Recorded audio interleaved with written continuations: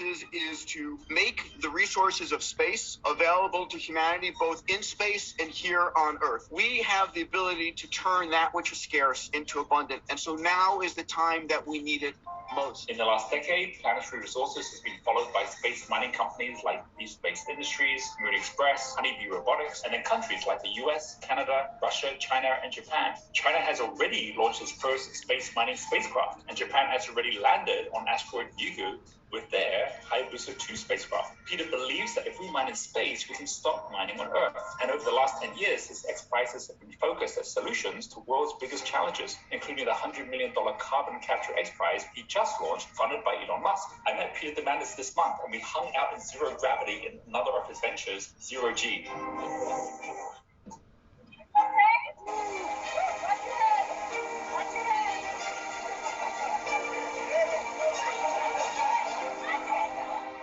G-Force One has given thousands the experience of zero gravity, including Stephen Hawking, Richard Branson, Elon Musk, and others. And when we got back down to Earth, I asked Peter where the space race was going, and here's what he said. Phase 1 is bases on the moon, happening by 2025. NASA's Artemis moon mission to create a base on the moon was meant to happen by 2024, but just got pushed back to 2025 because of delays that Jeff Bezos caused. His company, Blue Origin, sued NASA for giving SpaceX the contract for the lunar landers, and that's a case they just lost. So progress is now moving fast, with SpaceX planning to launch a Starship in January after many tests of the Super Heavy rocket and the Starship rocket. This will be the biggest spacecraft ever launched with the capacity to carry the levels of cargo and humans needed to build manned bases on the moon and Mars, carrying up to 100 people at a time. And that won't be the only base. Russia and China have also just announced plans for a base, as have the Open Lunar Foundation. How will they build these bases? That's where Phase 2 and space mining comes in. Where there's an astronomical amount of wealth in Psyche, that's just the beginning. As Peter says, there's an abundance of asteroids in our solar system, which can be mined for everything we need to build space bases and space stations, including the water needed for life and rocket fuel. And this leads to Phase 3, space colonization. Elon's timeline is now for the first mission to Mars to be by 2024 and his first manned trip to Mars by 2026. And he's sticking with his plan to build an entire city on Mars by 2050. Jeff Bezos, on the other hand, isn't focused on Mars, but instead on building space colonies, because Jeff's been inspired by physicist Gerard O'Neill and is designed for rotating space cylinders called O'Neill colonies. In Jeff's talk, Going to Space to Benefit Earth, he played an interview with Gerard O'Neill and science fiction writer Isaac Asimov. This is Professor O'Neill, the guy who, with his students, came up with the idea of what's now called O'Neill colonies, and the famous science fiction author Isaac Asimov being interviewed about these colonies. And Asimov gets asked a very good question, which is, did anybody in science fiction ever predict this? And if not, why not? And he has a very good answer. Watch this. Did you anticipate anything like this in any of your science fiction?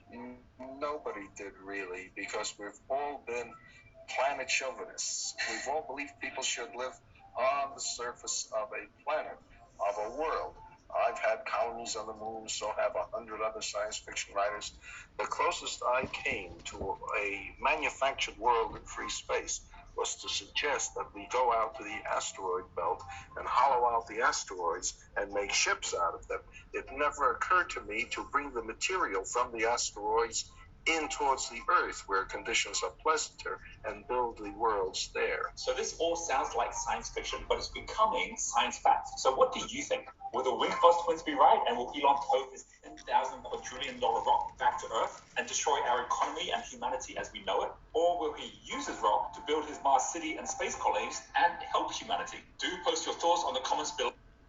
So you get the idea here that at that point when I did this video, which was in November, it's very like, look at what has happened since I actually did that video. First of all, you can see here that, like, you know, there is now a space race where China has taken the lead against the US, and this is like, this is a big concern obviously for the US, but it's actually as a result of that, the US are starting to do more and more partnerships. So while on the one hand, you've got the likes of Starship, which is now about to take off in January, which is, like you heard, 100 people can actually be on this thing. This is basically going to be testing all the way through next year.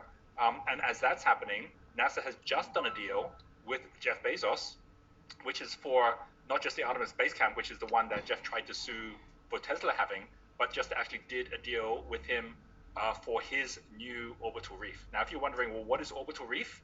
It's the very first step of the space colonies. And this just came out, like you can see here. This was just published like the first time in October.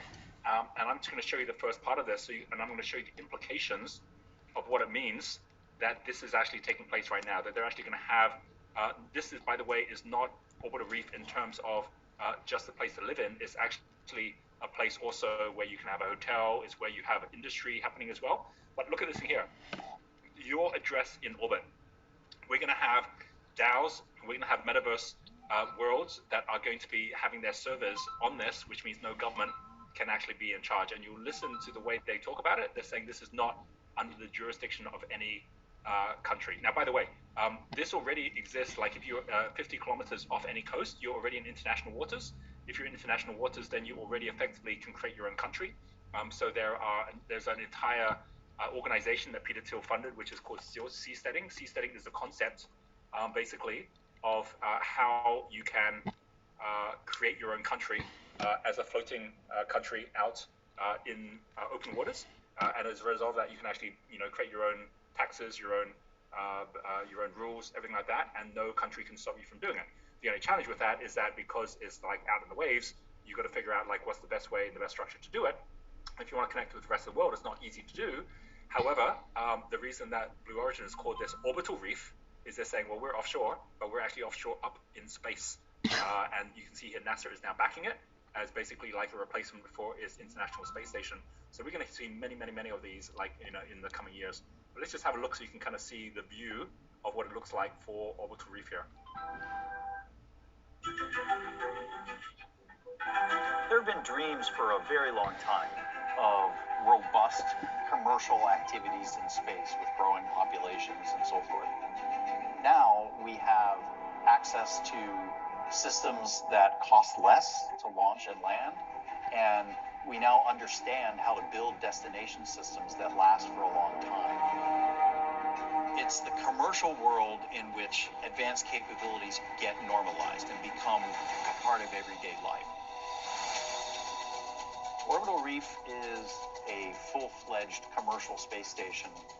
Think of it as a village. Think of it as many different organizations and people in their own parts of Orbital Reef doing their own activities, where all types of companies can come together and do research and or production, and also provide opportunities for tourists to come and just experience what space is like. It's an ecosystem that will allow ideas to grow, to germinate, whole new fields and areas of economic arena, new science that we can't even imagine now. Orbital Reef starts with two strategic partners, Blue Origin and Sierra Space. These two together have the fundamental elements that give us both transportation of cargo and crew and the destination system essentials. In addition, we have a set of expert teammates, which includes Boeing, who will be developing a research module.